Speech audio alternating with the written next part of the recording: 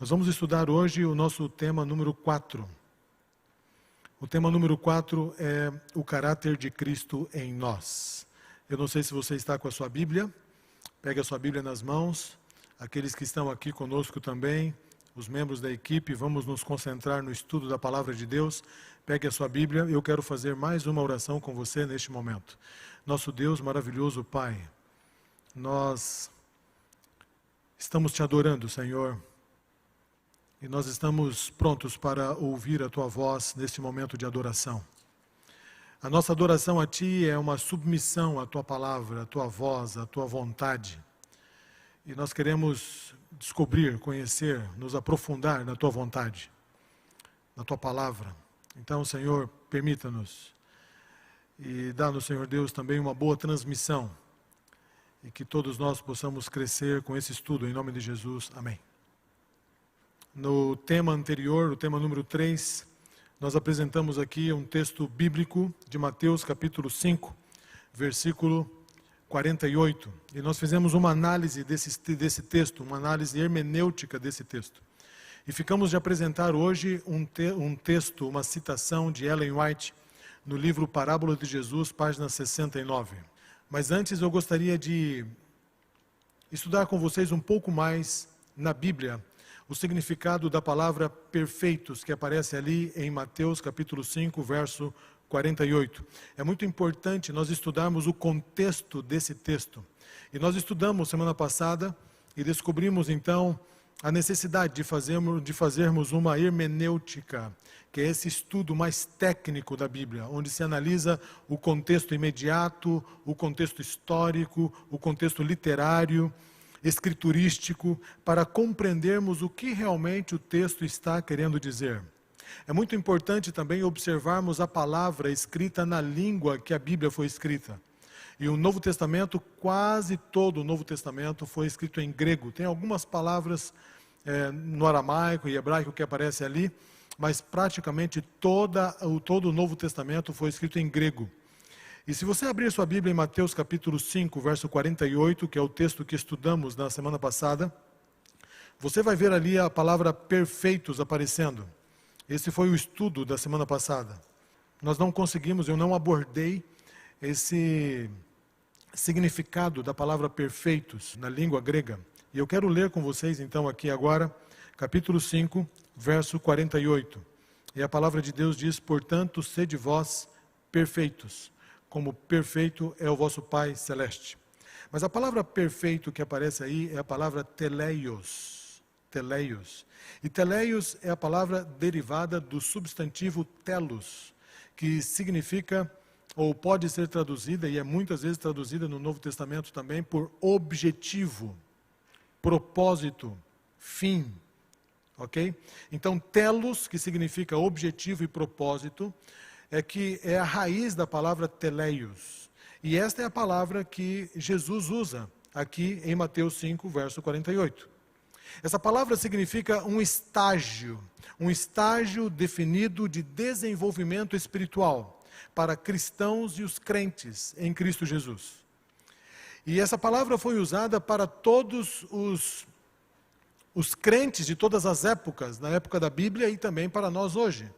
Então o Senhor esperava que os discípulos fossem teleios, que os discípulos se desenvolvessem, que eles chegassem nesse estágio de maturidade. Assim como Ele espera de nós hoje. Ele esperava isso também dos crentes do Antigo Testamento. Ele não espera isso apenas dessa última geração. Ele sempre esperou esse desenvolvimento, esta maturidade espiritual. E essa palavra teleios aparece muitas vezes no Novo Testamento. Eu quero ler alguns versos onde ela aparece. 1 Coríntios é o primeiro texto que eu quero ler. 1 Coríntios capítulo 14. Vamos a esse texto. Versículo 20. Irmãos, não sejais meninos no juízo. Na malícia, sim, sede crianças. Quanto ao juízo, sede homens amadurecidos. Eu vou ler novamente esse texto. É um texto muito interessante. Irmãos, não sejais meninos no juízo. Quanto à malícia, diz o texto, sede crianças, mas quanto ao juízo, sede homens amadurecidos. Onde está escrito amadurecidos aqui na minha Bíblia, na sua pode ser adulto, homem formado, aparece aqui a palavra teleioi, perfeitos. Seja homem perfeito, amadurecido, ou seja, eu espero que você chegue num estágio de maturidade no que diz respeito ao juízo, ok? Então esse texto aqui de 1 Coríntios aparece a palavra teleios e ela não é traduzida como perfeitos, porque fica melhor compreendido aqui a expressão amadurecidos, ao descrever esse estágio de desenvolvimento. No próprio livro de 1 Coríntios ainda, voltando um pouquinho, no capítulo 2 agora, no versículo 6, novamente aqui a palavra teleios. E eu quero ler com vocês o versículo 6 que diz assim: entretanto, expomos sabedoria entre os experimentados. O apóstolo Paulo, nessa introdução aqui aos Coríntios, ele fala aos Coríntios que ele está falando aos experimentados. Ele julga que os membros de Coríntios já se tornaram amadurecidos na palavra. Ele diz assim: olha, eu estou falando a vocês como a experimentados. E a palavra experimentados aqui se escreve em grego teleios. Perfeitos, adultos na fé. Vocês aí de Coríntios são adultos na fé. E eu estou escrevendo a vocês como adultos. Entretanto, expomos sabedoria entre os experimentados, não, porém, a sabedoria deste século, nem dos poderosos dessa época, que se reduzem a nada. Só que no capítulo 3, você vai perceber que o apóstolo Paulo, em determinados assuntos, ao falar aos coríntios, ele acaba denunciando aos coríntios que tinha algumas áreas da vida deles que eles não haviam se desenvolvidos. Então ele diz assim: olha, vocês já amadureceram bastante na fé, vocês já estão experimentados, vocês já cresceram, já faz um tempo que vocês estão caminhando com Cristo, mas vocês precisam crescer em alguns aspectos. E aqui no capítulo 3, por exemplo, ele fala assim: ó, eu, porém, irmãos, não vos pude falar como a espirituais, e sim como a carnais, como a crianças em Cristo. Em outras palavras, eu pensei que estava falando com vocês, falando a pessoas maduras, mas ao ouvir um pouco a história de vocês e alguns problemas que há na igreja, eu percebo que tem áreas na vida de vocês que vocês ainda são criança.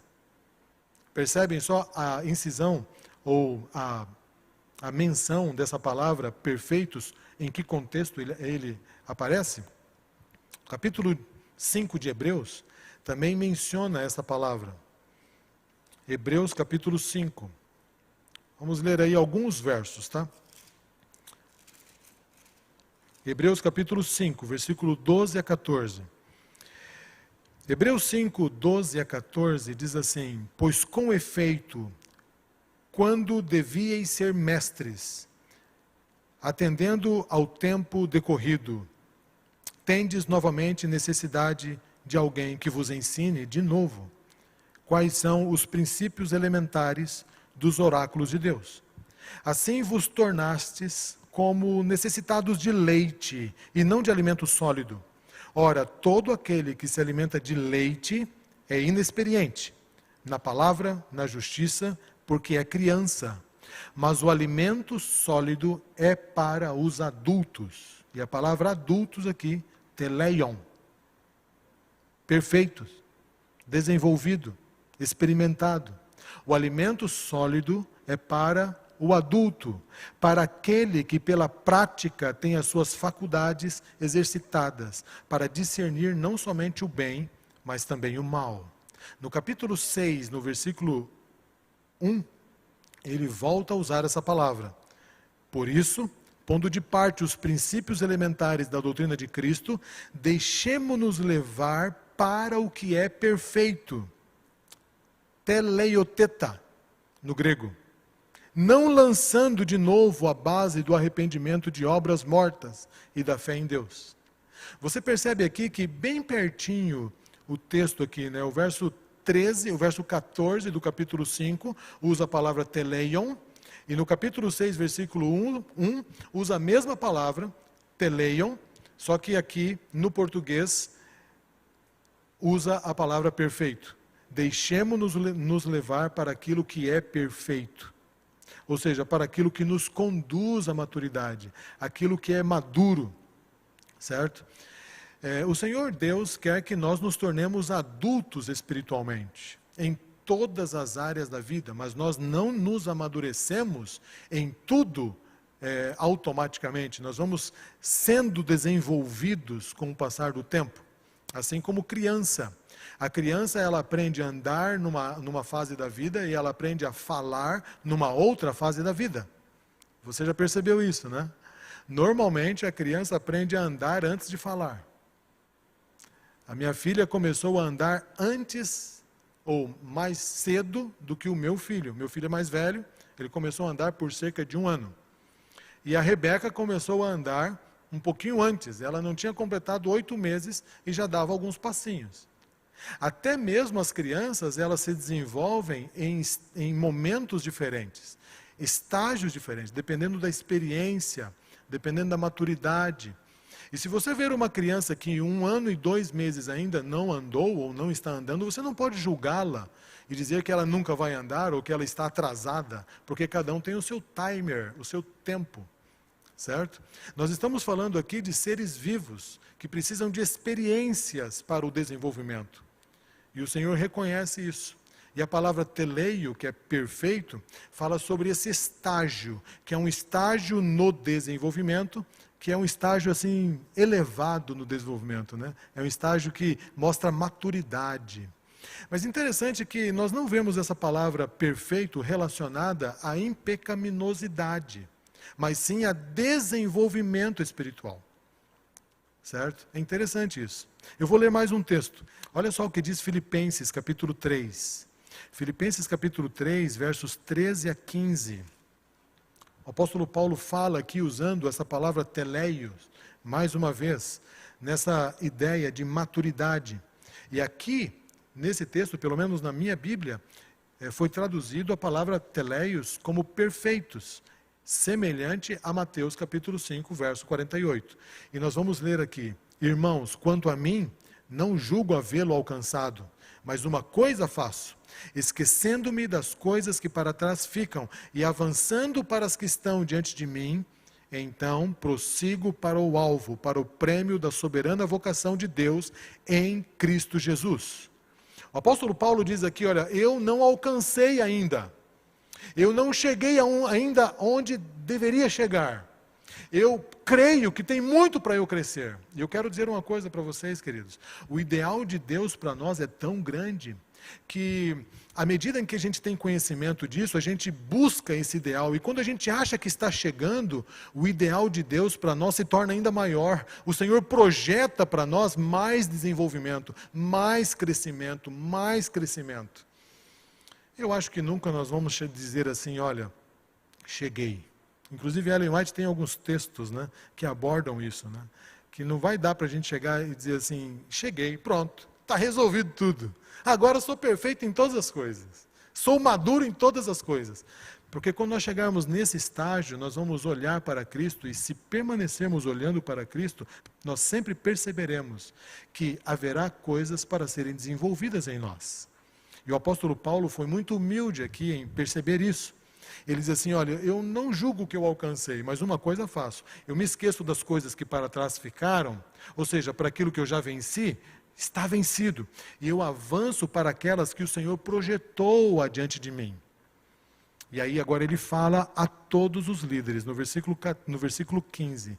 Todos, pois, que somos perfeitos. Espera aí. Ele acabou de dizer que não alcançou. Ele falou assim, eu não julgo o que eu tenho alcançado, mas todos nós que somos perfeitos. E ele se chama de perfeito. Em que sentido ele está se chamando de perfeito? Obviamente, ele não está se chamando de perfeito como uma pessoa que não tem mais erro para ser corrigido. Entende? Porque senão ele não teria dito no verso anterior que ele ainda não alcançou. Eu não julgo o que eu tenho alcançado, Bom, mas uma coisa faço, eu prossigo para aquilo que o Senhor projeta diante de mim.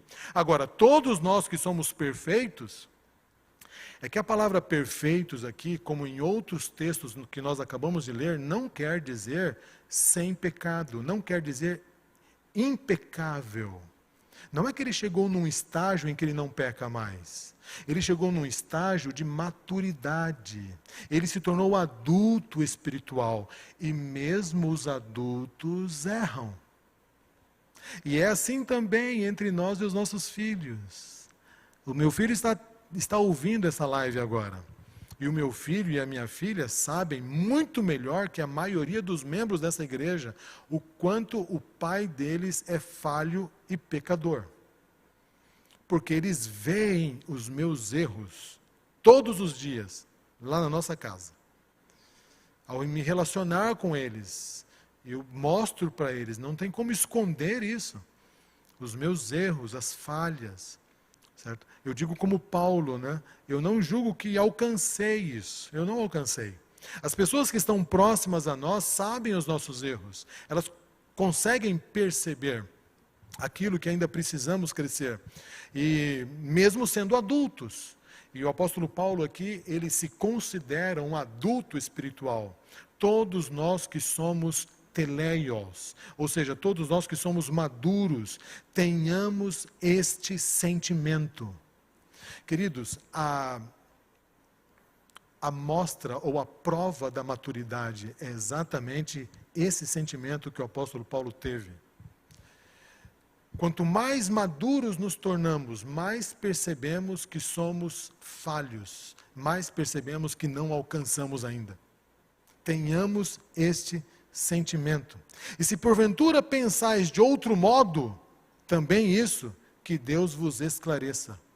Em outras palavras, queridos, o que Paulo está dizendo aqui, ele está dizendo assim, olha, nós já somos maduros espirituais, nós já crescemos em muitos aspectos da vida, mas nós ainda não alcançamos o estágio final em que Deus tem para nos dar. Mas Ele vai nos conduzir para lá. O propósito de Deus para nós não é apenas a nossa santificação, e sim a nossa glorificação. O Senhor quer nos glorificar com a sua glória, de maneira que nunca mais possamos conhecer o pecado, de maneira que a nossa natureza pecaminosa seja totalmente erradicada, e o pecado será para sempre eliminado. E nunca mais o pecado se levantará uma segunda vez. Agora, precisamos entender que esse é um processo, e a natureza pecaminosa que está dentro de nós é a última a ser vencida totalmente. E enquanto a tivermos, nós nunca poderemos dizer, cheguei lá. Entenderam o que o apóstolo Paulo está dizendo? O próximo texto que eu quero ler está em Colossenses, no capítulo 1, é logo depois de Filipenses, Colossenses 1, 28. Aqui aparece mais uma vez essa palavra teleion, 1:28, e diz assim, o qual nós anunciamos advertindo a todo homem e ensinando a todo homem em toda a sabedoria, a fim de que apresentemos todo homem perfeito em Cristo.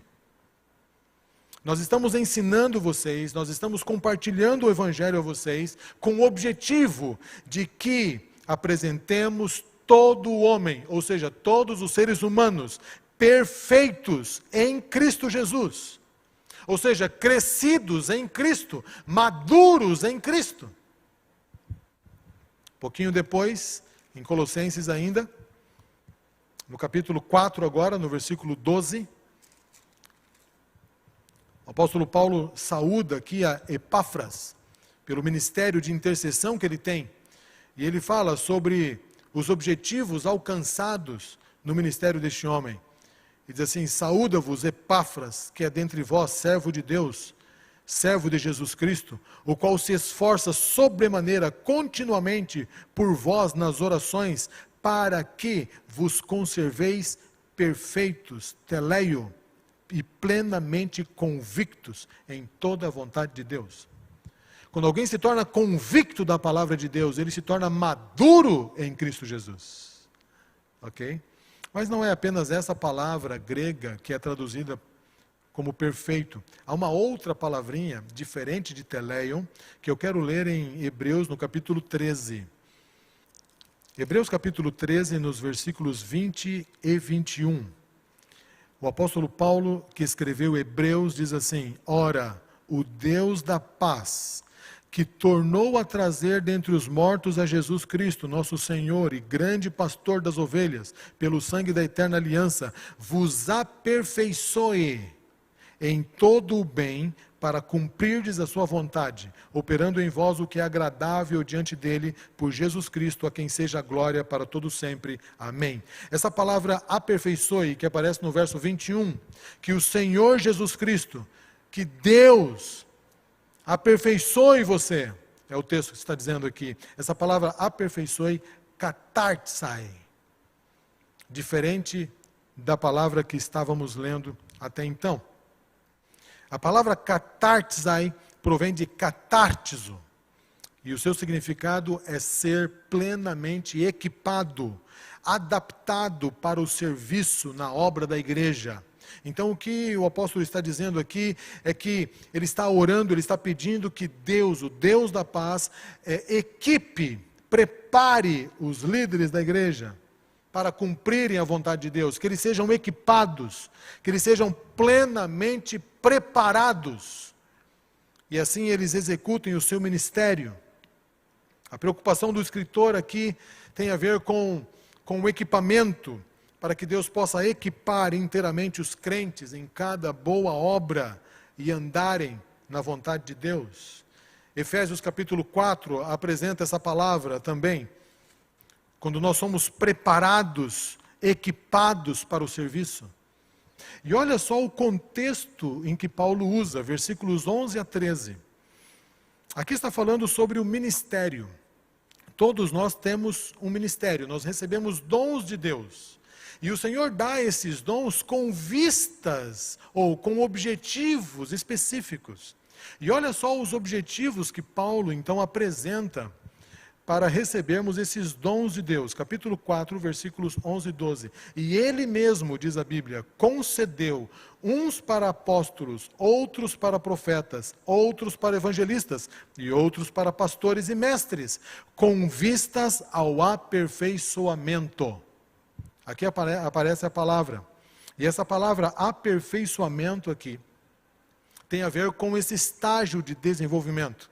Nós recebemos de Deus dons específicos para que sejam usados para o amadurecimento de outros. E nós somos usados para edificarmos uns aos outros. E naquilo que eu ainda não cresci, que eu sou fraco, o Senhor usa pessoas para me edificar.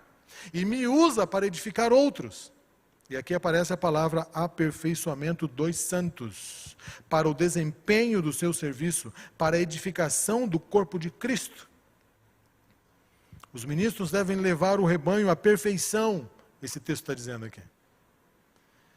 Eu, como pastor dessa igreja, o meu objetivo é que todos os membros dessa igreja cheguem nesse estágio, no estágio de perfeição.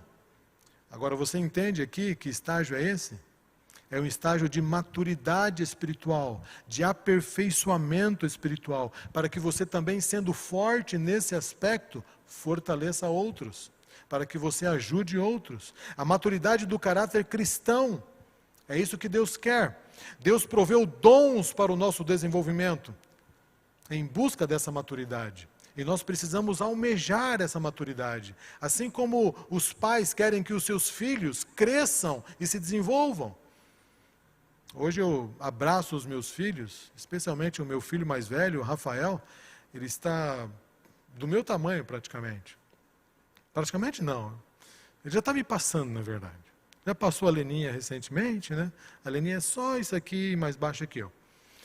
E ele já está me passando também. Né? E eu já não estou mais nem medindo mais, porque ele já está passando. E eu já estou falando assim, vai filho, vai, prossiga. Certo? Todos os pais querem que os seus filhos cresçam. Eu tenho saudade de pegar o Rafael no colo pequenininho, de dar banho nele, ele é tão fofinho, mas nenhum pai quer que o seu filho permaneça fofinho assim para o resto da vida. Todos nós queremos que os filhos cresçam, desenvolvam, assim também o Senhor quer que nós busquemos essa maturidade. A palavra de Deus diz também aqui no livro de 1 Pedro, capítulo 5, versículo 10, aperfeiçoados, preparados, equipados, consertados. Os nossos dons, eles são dados como um treinamento que o Senhor nos dá. Ele nos treina, Ele nos capacita. E Ele nos dá condições para crescermos em Cristo e então ajudarmos outros também a crescerem. No livro Parousia, uma revista teológica, na página 30, Edward Heppenstall, ele diz o seguinte: uma mente e coração que estão incapacitados para servir a Deus são um coração dividido. Uma mente enfraquecida e sua deficiência é destruída pelo pecado prevalecente. Um coração capacitado para servir a Deus é um coração que foi liberto do poder da escravidão do pecado. Obviamente que há uma relação aqui entre esse equipar de Deus com vencermos o pecado que nos torna doentes espirituais. E à medida que o Senhor vence em nós esses hábitos pecaminosos, vence em nós o poder do pecado, nós vamos nos tornando cada vez mais equipados para servir a Deus. O pecado não reina na vida de quem está entregando o seu coração a Cristo, mas o pecado permanece em nossa natureza pecaminosa, diz ele. Por isso, todos os dias, nós sempre precisaremos ser dependentes do Espírito Santo para vencer a cada dia essa tendência pecaminosa que temos dentro de nós.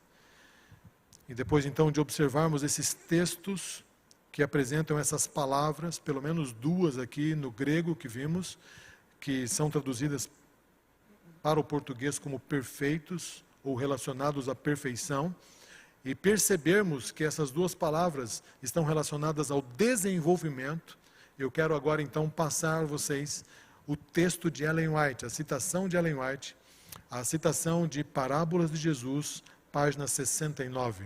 E esse texto diz assim: Cristo aguarda com fremente desejo a manifestação de si mesmo em sua igreja. Quando o caráter de Cristo se reproduzir perfeitamente em seu povo, então virá para reclamá-los como seus. Ao ler esse texto, podem surgir algumas perguntas.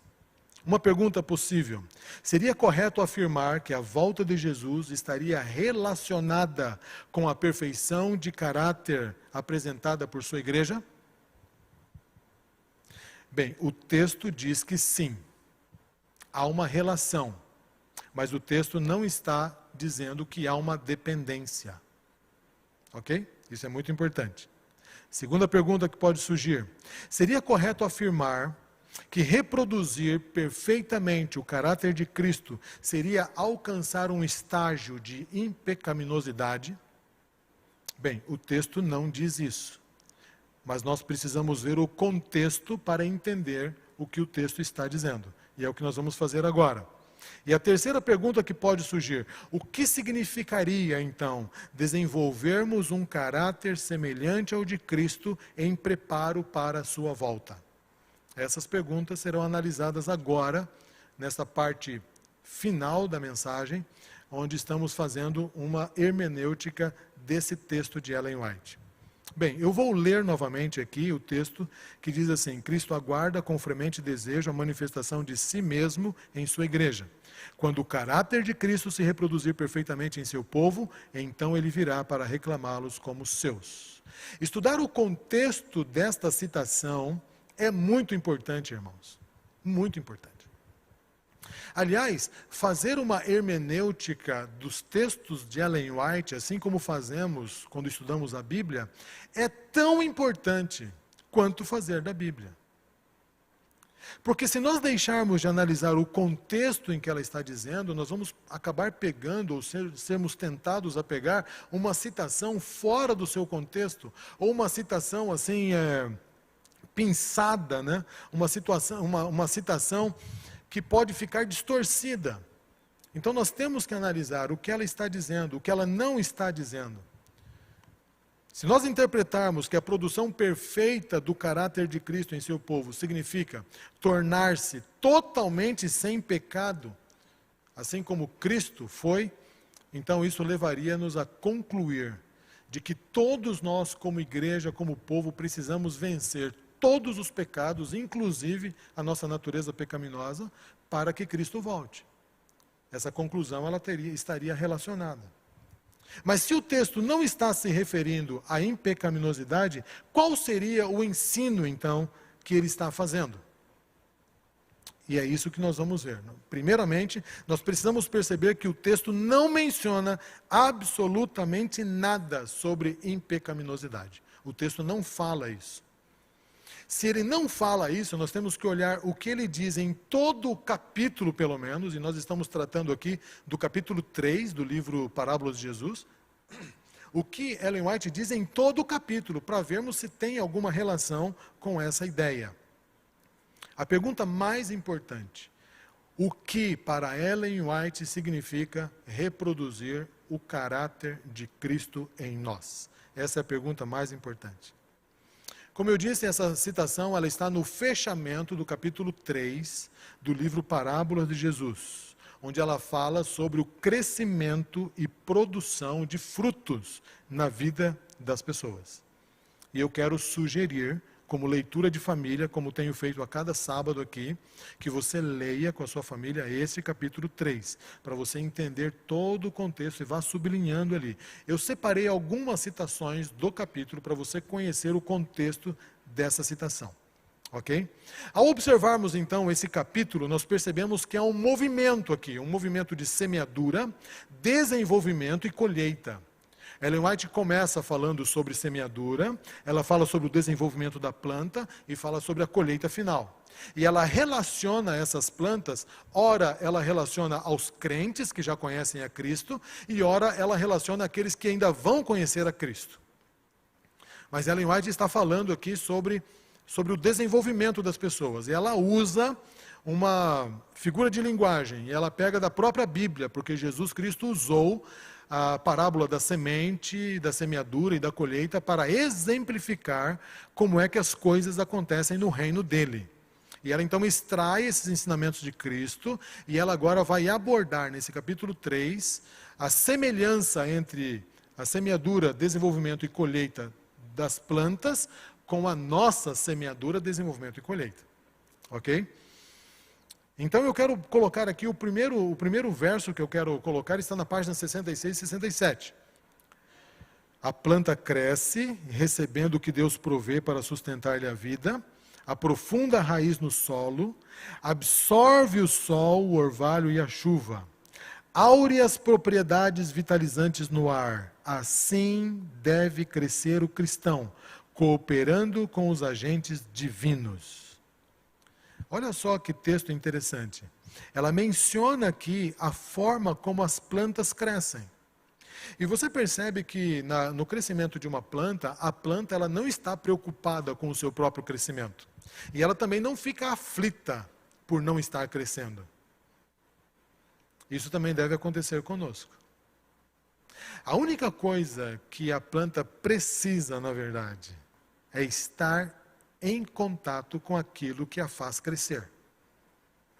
Mas até para isso ela é dependente.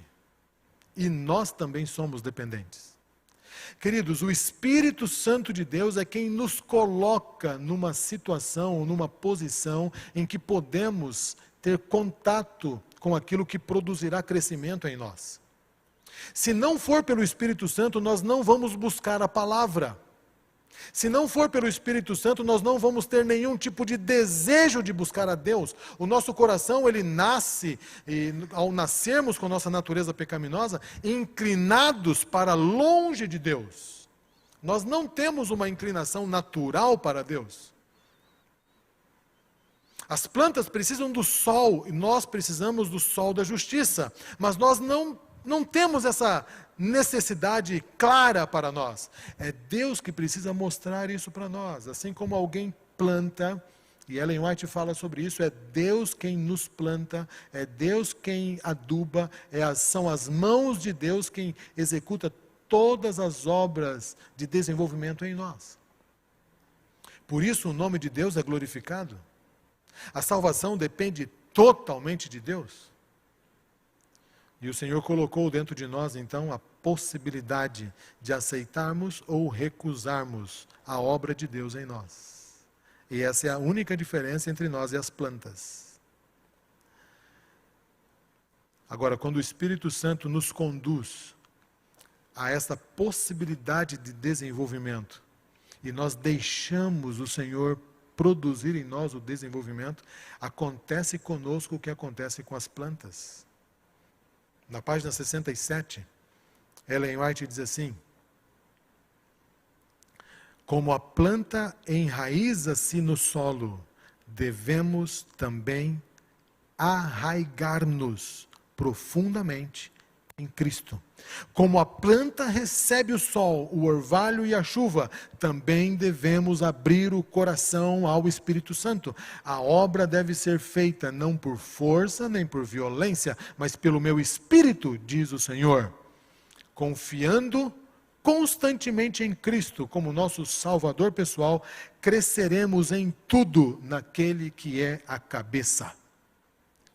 Segundo Ellen White, queridos, o propósito de Cristo é desenvolver em nós o seu caráter. E Ele coloca à nossa disposição o Espírito Santo. E assim como a planta agora, ela vai enraizar-se no solo, nós precisamos nos enraizar na palavra de Deus.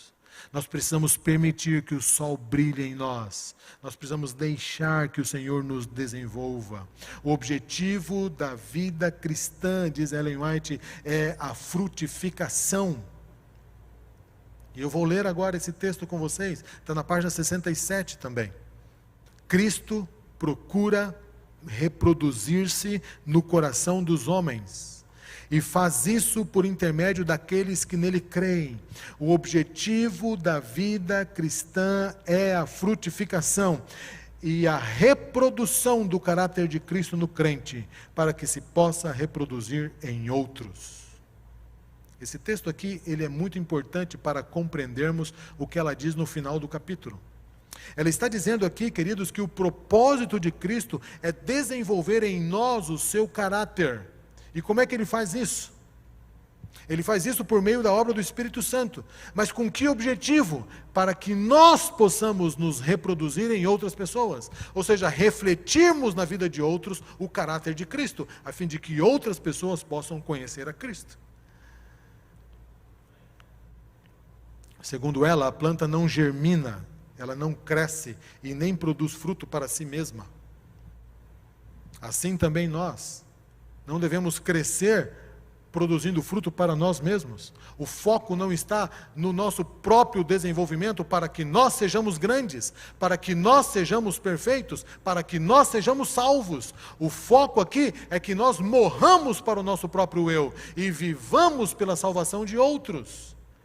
Ellen White também diz aqui, você vai ler no contexto ali, várias outras informações. Ela diz assim: igualmente ninguém deve viver para si mesmo. O cristão está no mundo como representante de Cristo para a salvação de outros. Ela menciona que a vida que se centraliza no eu não pode crescer, não consegue se desenvolver, não tem frutificação. Ela diz assim: quando nós aceitamos a Cristo como nosso Salvador pessoal, nós devemos esquecer-nos de nós mesmos, a fim de auxiliar outros.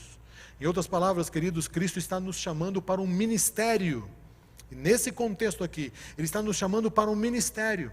Ele fala assim do nosso desenvolvimento pessoal, mas Ele diz assim: e esse desenvolvimento pessoal seu tem um propósito. Eu quero usar você para que outros se desenvolvam espiritualmente. E é por isso que o Senhor aguarda que o caráter de Cristo seja refletido em nós, na vida de outras pessoas. Ele está nos chamando para uma vida de dependência total dEle, como a planta depende do solo, como a planta depende dos nutrientes, depende da luz para se desenvolver. Cristo nos chama para uma vida útil ao favor do próximo. Ele nos dá o crescimento, Ele nos dá a maturidade espiritual, com o propósito de alcançarmos outras pessoas. E tudo isso é feito por meio do Espírito Santo. Leia comigo na página 68.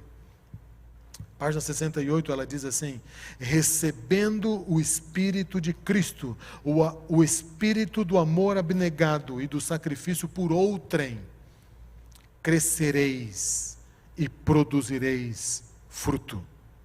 As graças do Espírito amadurecerão em vosso caráter, vossa fé aumentará, vossas convicções aprofundar-se-ão, vosso amor será mais perfeito, mais e mais refletireis a semelhança de Cristo em tudo que é puro, em tudo que é nobre e em tudo que é amável. Perceba aqui a nossa dependência total do Espírito Santo. E o Espírito Santo quer nos dar amor abnegado. Interessante isso. Amor abnegado. Sacrifício por outras pessoas. Nós somos muito seletivos em nosso amor. Algumas vezes nós temos disposição para nos sacrificarmos por alguém, mas outras vezes não temos disposição para nos sacrificarmos por outras pessoas. E eu não falo isso por você, eu falo isso por mim mesmo.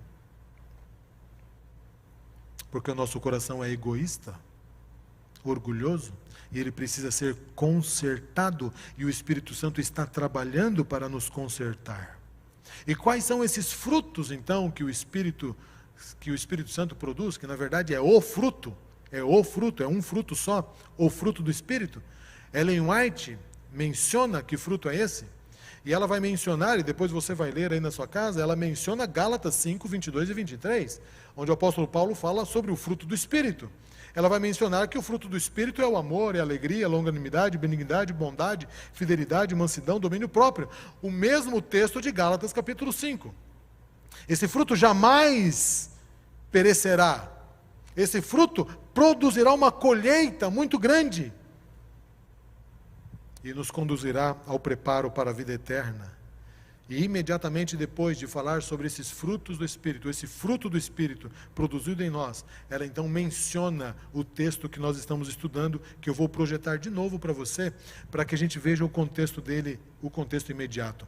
Cristo aguarda com fremente desejo a manifestação de si mesmo em sua igreja, e quando o caráter de Cristo se reproduzir perfeitamente em seu povo, então ele virá para reclamá-los como seus. E o próximo parágrafo, eu quero chamar a sua atenção para isso. O próximo parágrafo é o último parágrafo do capítulo. Ela diz assim: todo cristão tem o privilégio não só de esperar a vinda de nosso Senhor Jesus Cristo, mas também de apressá-la. Segundo Pedro 3,12, se todos os que professam o seu nome produzissem fruto para a sua glória, quão depressa não estaria o mundo todo semeado com a semente do Evangelho? Rapidamente amadureceria a última grande seara e Cristo viria recolher o precioso grão. Percebem a relação que ela faz aqui? Ela relaciona o desenvolvimento do caráter com o crescimento espiritual e, consequentemente, o cumprimento da missão de refletir o caráter de Cristo a outras pessoas, na vida do próximo, em preparação para a volta de Jesus Cristo. Mateus capítulo 24, versículo 14, diz que o Evangelho do Reino será pregado em todo o mundo, então virá o fim. Esse texto não está dizendo que nós precisamos pregar o Evangelho para que Cristo volte logo. Porque esse texto não tem ali nenhum verbo que nos indica ordem de Deus. Mas nós temos uma descrição de Deus em Mateus 24, 14, que diz assim que a igreja dos últimos dias será uma igreja que prega a palavra de Deus. E que mostra Cristo às pessoas.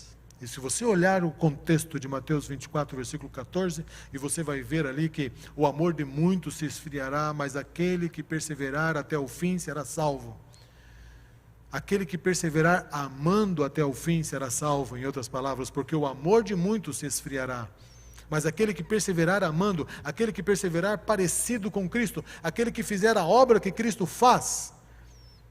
Esse texto está dizendo que a igreja dos últimos dias é uma igreja que vai refletir a Cristo aos seus vizinhos, às pessoas que estão à sua volta.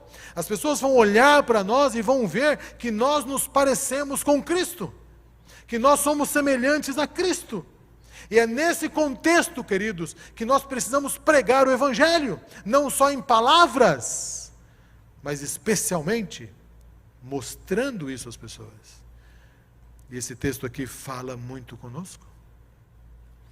Eu quero ainda mostrar para você o que Roy Adams concluiu, depois de fazer uma leitura desse contexto aqui. Ele parafraseou esse texto de Ellen White. Eu vou colocar uma paráfrase para você, que diz assim: Cristo aguarda com fremente desejo a manifestação do Espírito de Cristo em sua igreja, e quando o Espírito do amor abnegado e do sacrifício por outrem estiver plenamente amadurecido no caráter do seu povo, então virá para reclamá-los como seus. E eu coloco aqui essa paráfrase porque essa é realmente a conclusão correta desse verso. Esse verso não está dizendo que nós vamos nos tornar, ou precisamos urgentemente nos tornar pessoas totalmente sem pecados. Como eu disse, há uma diferença entre natureza pecaminosa e atos pecaminosos. E eu vou falar sobre isso no próximo sábado, na mensagem número 5, que vai ser o encerramento, o fechamento dessa série. O Senhor quer nos ajudar a vencer todos os atos pecaminosos, todas as práticas pecaminosas, inclusive o Senhor quer retirar de nós a nossa natureza pecaminosa. E isto dentro de um processo. E dentro desse processo, o Senhor está nos conduzindo à maturidade, e vamos nos tornando cada vez mais maduros e parecidos com Cristo, até chegar um momento em que o Senhor nos glorificará, retirando de nós totalmente a natureza pecaminosa. Mas não se engane, queridos, nós não podemos brincar com o pecado. Lamentavelmente, algumas pessoas dão desculpas para suas práticas pecaminosas, afirmando que não tem jeito, porque elas têm uma natureza pecaminosa.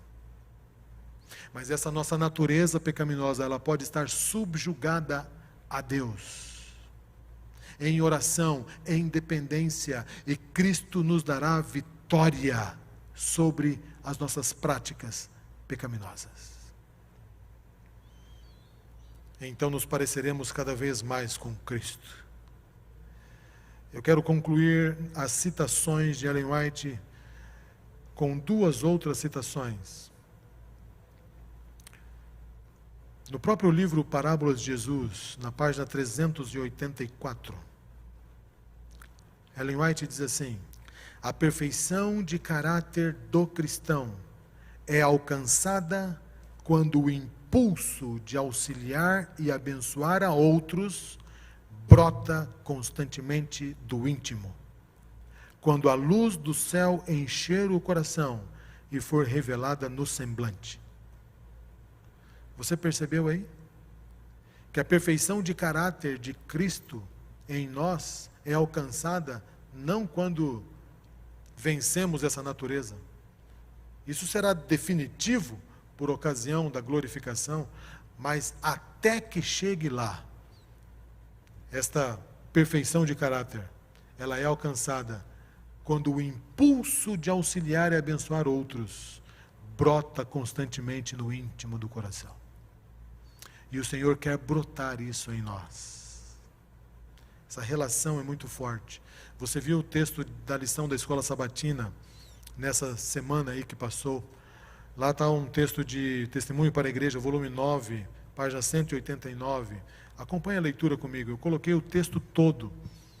Se nos humilhássemos perante Deus e fôssemos bondosos e corteses, compassivos e piedosos, haveria uma centena de conversões à verdade, onde agora há apenas uma.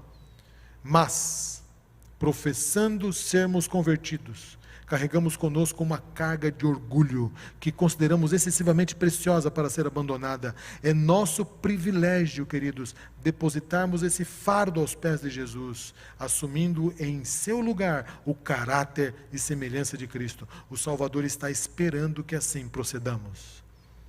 E a próxima citação e última que eu projeto para você é a seguinte: a abnegação, que é o princípio do reino de Deus, é o princípio que Satanás odeia.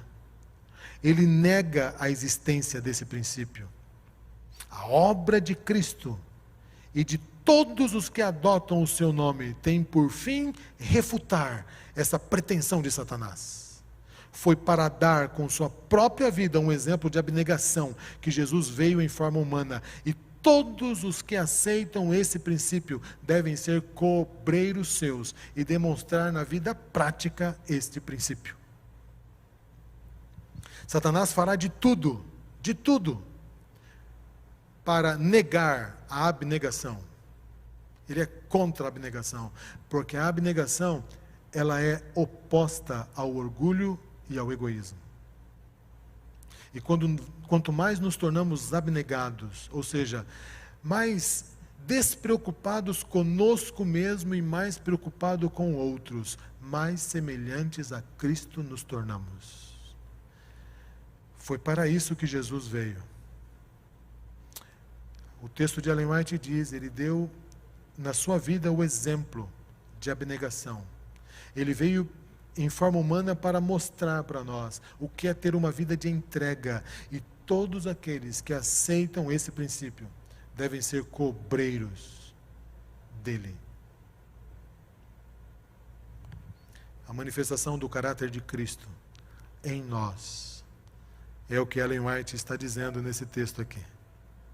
Nos conduz ao desenvolvimento do nosso espírito, num espírito de amor e serviço abnegado.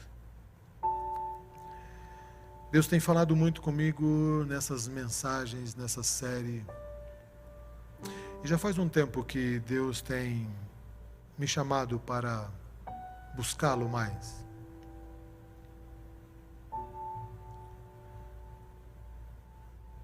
Me chamado para me assemelhar mais a Ele. Eu fico impressionado com a obra que o Espírito Santo faz. É impressionante como Ele vai mostrando para a gente aquilo que está errado na vida da gente. E Ele usa meios que a gente nem imagina que Ele usará. Mas se nós ousarmos perguntar para Deus, Senhor, o que em mim não está de acordo com a tua vontade? O que em mim não se parece contigo, o Senhor mostrará. Nem tudo que o Senhor mostrará será fácil de aceitar, será fácil de ouvir. Porque o Senhor, quando começa a mostrar para nós aquilo que não está certo em nós, a gente começa a perceber que é muita coisa podre, é muita coisa errada, é muita coisa vergonhosa. E nós nos sentimos pequenos diante do Senhor. Nós nos sentimos muitas vezes mal ao olharmos no espelho e vermos quão sujos somos. E é por isso que as pessoas estão trazendo aqui na igreja caixas e caixas de coisas que elas estão abrindo mão. E eu quero incentivar você a continuar trazendo. Tudo aquilo que não pertence a Deus está na sua vida. O Senhor quer nos aperfeiçoar, Ele quer nos conduzir à maturidade espiritual, para que essa maturidade possa servir ao nosso próximo, para que possamos olhar para o nosso próximo sem dizer nada, e ele olhar para nós e ver Cristo, e buscar a Cristo, porque olhou para a gente. Eu sou pastor já há alguns anos, e nessa minha jornada eu tenho percebido que Deus usa o próprio ministério para me salvar. Pelas oportunidades que Ele me dá de conhecer a palavra dEle, de estar em contato com Ele e com o serviço dEle o tempo todo. O princípio dessas palavras, teleio e catartizo, ela precisa ser aplicada na minha vida. Deus sabe disso. E Deus está nos dando muitas oportunidades. O Espírito Santo está disponível. Ele quer ser soprado sobre nós. E quando o Espírito Santo soprar, algumas coisas vão acontecer. Quando o Espírito sopra, queridos, coisas acontecem. E Ele está soprando exatamente agora na sua vida. Eu quero testemunhar para vocês rapidamente um sopro do Espírito que Ele me deu essa semana. Como eu disse, nem sempre é fácil. Nem sempre é fácil receber de Deus as instruções. O ensino de Deus é doloroso, mas é necessário. Eu recebi um WhatsApp essa semana, meio da semana. E eu abri esse WhatsApp, eu percebi que foi me enviado à noite, mas eu acho que eu já estava dormindo. E quando eu me levantei de manhãzinha, antes do sol nascer, para orar, eu oro por algumas pessoas e digo para elas que estou orando, especialmente algumas que me fazem pedidos específicos. E quando eu abri meu WhatsApp, tinha uma mensagem de uma pessoa que fazia tempo que não me enviava uma mensagem. Eu cliquei para ver e tinha um texto ali que eu li nessa manhã. E eu vou ler para vocês algumas frases desse texto. Pastor, foi inspirador o seu sermão. Essa pessoa está mencionando o sermão número 3 dessa série. Muito precisamos viver ele mais intensamente na prática, não é mesmo? Como esses sermões seriam penetrantes e transformador se você, pastor, vivesse na prática o que você pregou. Enquanto eu ouvia o seu sermão, diz ela, neste sábado, sobre o amor, que é a perfeição que Deus deseja imprimir em nós, ousadamente, eu resolvi te escrever essas palavras, porque o seu sermão foi oportuno, e humildemente, quero te sugerir que assistas este sermão, pregado por você, ouvindo você mesmo e colocando-se no lugar de um humilde ouvinte, uma ovelha, a qual Cristo seja o pastor presente, deixando o Espírito Santo falar com você, a cada palavra sua, desde a sua introdução até as palavras da oração final. Eu sei que Deus pode completar a tua dedicação, unindo o talento ao poder do amor, vindo do Espírito Santo, ao teu coração, para que você seja um pastor que saiba ter a sensibilidade de apacentar cada ovelha que precisa de você. Eu sei que o teu serviço a Deus vai fazer muito mais se saindo de um coração que realmente ama. Deus perdoe-me por minha iniciativa, querida. Você não cometeu nenhum tipo de erro. Eu já mandei uma mensagem para você agradecendo. Essa pessoa foi um instrumento de Deus para dizer para mim, Valmir, você precisa viver este amor.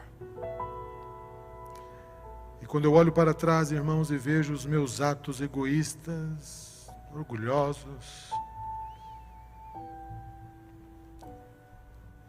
esse texto de Ellen White fala mais quando eu vejo isso, porque eu vejo que Deus está dizendo, Valmir, Deus quer ver o amor de Cristo no seu coração. Ele está esperando isso, Valmir. E eu sou grato a Deus, irmãos, que Ele está me dando essa oportunidade antes de eu ir para a sepultura. Porque depois de irmos para a sepultura, nós não amaremos ninguém mais. E vamos sair da sepultura exatamente da maneira como fomos para ela, com o mesmo caráter que fomos sepultados. A grande questão é quão parecidos nós estamos de Cristo Jesus agora. Quantas pessoas olham para nós e veem Cristo? Eu fico pensando, a Rebeca, minha filha, que está me assistindo exatamente agora, quando ela olha para mim, será que ela me vê parecido com Cristo? Será que a minha esposa me vê parecido com Cristo, o meu filho? São as pessoas com quem eu mais convivo. Você que é membro da minha igreja,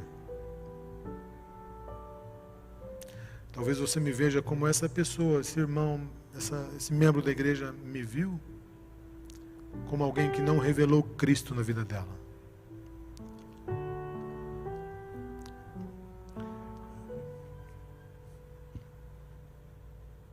E é nesse sentido que eu quero entregar o meu eu a Cristo Jesus. Quando eu disse para vocês que eu coloquei aqui um coraçãozinho representando o meu eu, é mais ou menos isso que eu quis dizer. Porque esse meu eu, do jeito que ele é, ele não conseguirá ver os olhos de Jesus Cristo quando ele voltar.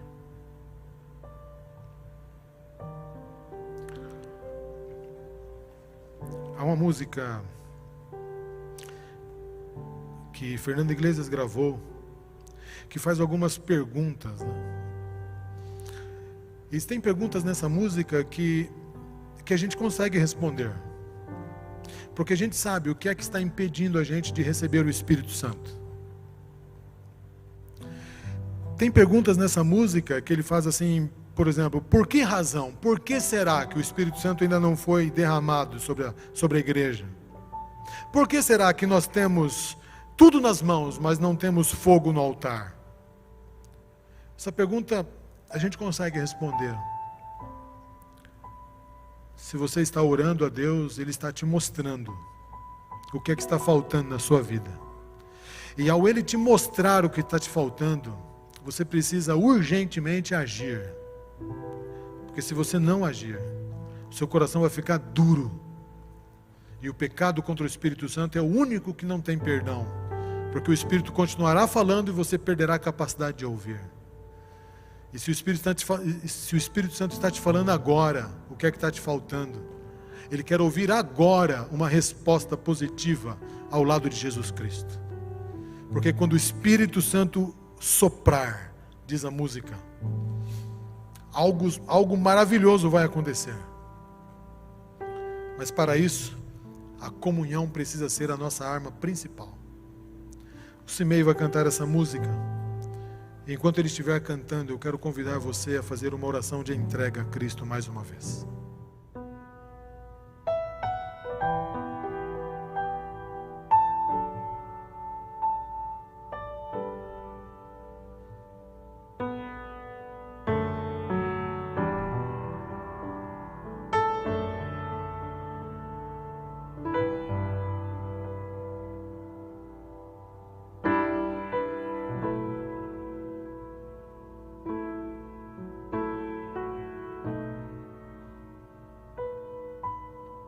Quando o vento do Espírito soprar, uma chama viva vai aparecer. Nossos filhos e filhas irão profetizar. Os nossos velhos sonharão e a igreja mudará quando a comunhão for a arma principal. E a rotina desses nossos dias sair do seu normal, descerá sobre nós o fogo do Espírito. Viveremos o Evangelho e Jesus Cristo vai voltar. Por que será que ainda não aconteceu? Por que razão não temos fogo a queimar? Pecados escondidos, uma fé adormecida, mandamentos que insistimos em quebrar. razão? Por que será? Temos tudo nas mãos, mas não há fogo no altar. Mas quando o vento do Espírito soprar, uma chama viva vai aparecer. Nossos filhos e filhas irão profetizar, nossos velhos sonharão e a igreja mudará quando a comunhão for a arma principal. E a rotina desses nossos dias sair do seu normal, descerá sobre nós o fogo do Espírito. Viveremos o Evangelho e Jesus Cristo vai voltar.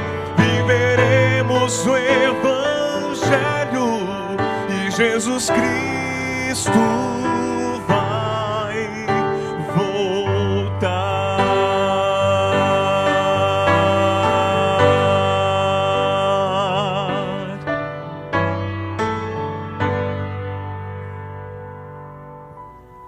Todos nós queremos muito que Jesus Cristo volte. O sofrimento nessa terra, queridos, é tão grande,